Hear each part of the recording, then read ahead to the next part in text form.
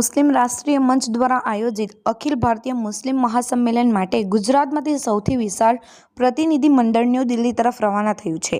આ મહાસંમેલનનું ભવ્ય આયોજન રાજધાની દિલ્હી ખાતે તાલકોટારા સ્ટેડિયમ ખાતે કરવામાં આવ્યું છે। દેશના અનેક પ્રાંતોમાંથી આગેવાનો, યુવા કાર્યકર્તાઓ, મહિલાઓ તેમજ ધાર્મિક વિદ્વાનો હાજરી આપવા આવી રહ્યા છે, પરંતુ ગુજરાતમાંથી જોડાનારી સંખ્યાને લઈને વિશેષ ઉત્સાહ જોવા મળી રહ્યો છે। સલીમ ખાન પઠાણ, ક્ષેત્રીય સંયોજક, મુસ્લિમ રાષ્ટ્રીય મંચ ગુજરાત પ્રદેશની અધ્યક્ષતામાં ગુજરાતના તમામ જિલ્લાઓમાંથી હજારો કાર્યકર્તાઓ મહાસંમેલન માટે રવાના થયા છે।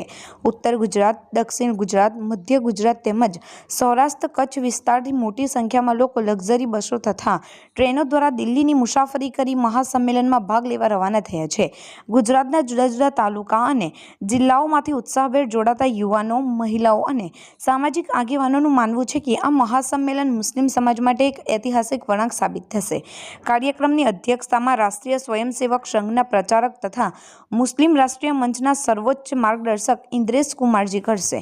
તેમના માર્ગદર્શન હેઠળ વર્ષોથી જે સંદેશ રાષ્ટ્રીય એકતા, સમરસતા અને દેશભક્તિ ગુજરાત સહિત દેશના દરેક ખૂણે પહોંચ્યો છે, તેને આ મહાસંમેલન દ્વારા વધુ મજબૂત બનાવવામાં આવશે। કાર્યક્રમ દરમિયાન શિક્ષણ, રોજગાર, યુવાનોનું ભવિષ્ય, મહિલાઓનું સશક્તિકરણ, ગરીબી નિવારણ, સામાજિક ન્યાય, પર્યાવરણ અને રાષ્ટ્રીય એકતા જેવા અગત્યના મુદ્દાઓ પર વિશદ ચર્ચા થશે। ખાસ કરીને ગુજરાતના પ્રતિનિધિઓ પોતાની ભૂમિકા અને અનુભવો રજૂ કરશે, જેથી સમગ્ર દેશમાં ગુજરાતનું યોગદાન પ્રસરશે। મુસ્લિમ રાષ્ટ્રીય મંચ દ્વારા અત્યાર સુધી ભાઈચારાની ભાવના જગાડવા, ગરીબ વર્ગના વિકાસ માટે યોજનાઓ અમલમાં મૂકવા અને બંધારણીય મૂલ્યો મજબૂત કરવા માટે કરાયેલા પ્રયાસોમાં ગુજરાતે હંમેશા અગત્યની ભૂમિકા ભજવી છે। આ મહાસંમેલન એ પ્રયાસોને નવી ઊંચાઈએ લઈ જશે। સ્ટેડિયમમાં ઉમટી પડનારા હજારો લોકોમાં ખાસ કરીને ગુજરાતી કાર્યકર્તાઓની ઉપસ્થિતિ આકર્ષણનું કેન્દ્ર બની રહેશે। મહિલાઓ અને વિદ્યાર્થીનીઓ મોટી સંખ્યામાં હાજરી આપી ગુજરાતમાં સમાજને બદલતા દ્રષ્ટિકોણ અને સશક્તિકરણની સાબિતી છે। આ પ્રસંગે દેશના વિવિધ રાજ્યોના ધાર્મિક આગેવાનો સાથે સાથે ગુજરાતના આગેવાનો પણ મંચ પરથી સંબોધન કરશે અને સમાજને એકતા અને દેશપ્રેમના માર્ગે આગળ વધવા માટે પ્રેરણા આપશે।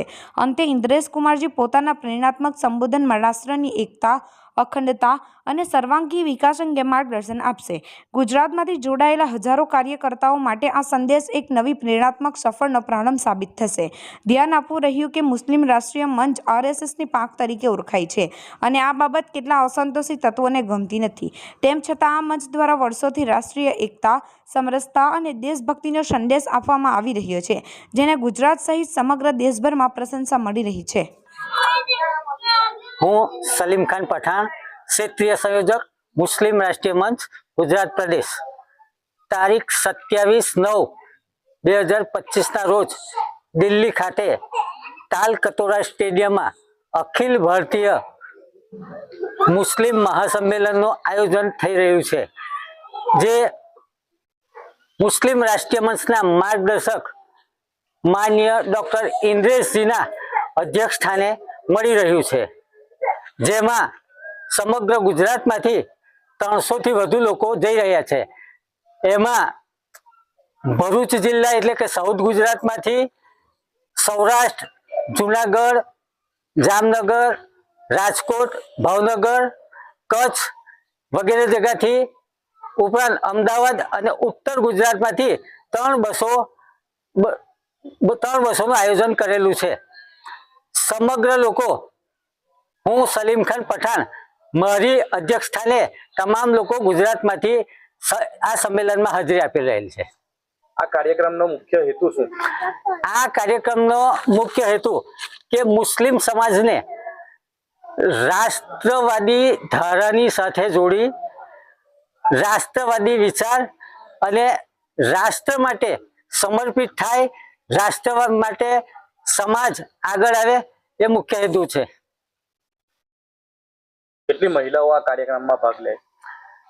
ભરૂચ ગુજરાતમાંથી લગભગ 160થી વધુ મહિલાઓ આ કાર્યક્રમમાં ભાગ લઈ રહી છે।